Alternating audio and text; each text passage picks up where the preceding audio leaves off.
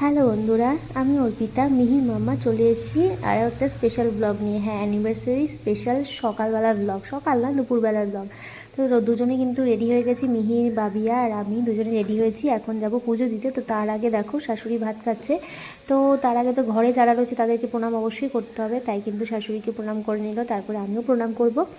তারপরে কিন্তু মাকেও করবো। আর বাবা যেহেতু বাড়িতে নেই, বাবা আবার পরে যখন আসবে বাবাকে পরে করব। তো বাড়িতে যারা ঠাকুর তাদেরকে তো আগে করতে হবে, এরাই তো ভগবান।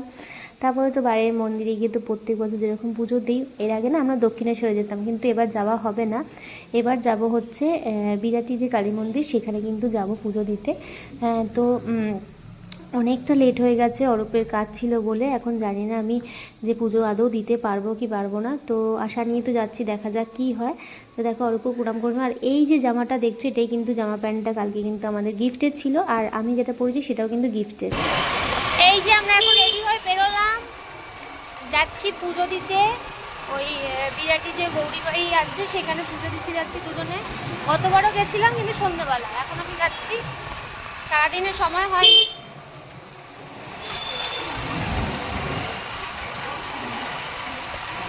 আজকে আমাদের অ্যানিভার্সারি, তাই যাচ্ছি পুজো দিতে মায়ের কাছে। দুজনে হোয়াইট হোয়াইট। ওই পারে গৌরী বাড়ি, এই যে বিরাটি কালী মন্দিরে পুজো দিতে এসেছি। এখন রাস্তা পার হতে পারিনি, রাস্তাটা পার হব। প্রচণ্ড সব গাড়ি যাচ্ছে এখান দিয়ে।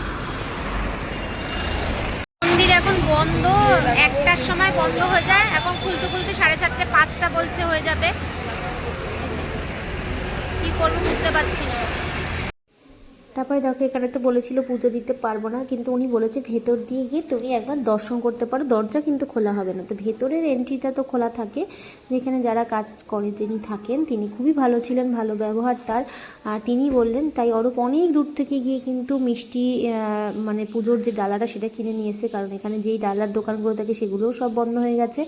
আর আমাদেরও যে অপেক্ষা করব সেই সময়টুকু আমাদের কাছে ছিল না, কারণ বাড়িতে একটা ছোট্ট করে একটা অনুষ্ঠান হচ্ছে, অ্যানিভার্সারি, যেহেতু 15 বছর, আর ওরাও সারপ্রাইজ দেবে, তাই ভাবলাম ঠিক আছে চলো ছোট্ট করেই করার। কারণ এর আগে আমি প্রথম বছর অ্যানিভার্সারি বড় করে বাগান বাড়ি ভাড়া করে করেছিলাম, কিন্তু এখন আর হয় না, যেহেতু ছেলের সামনে এক্সাম থাকে এই সময়টা দিয়ে, তো হয়ে ওঠে না।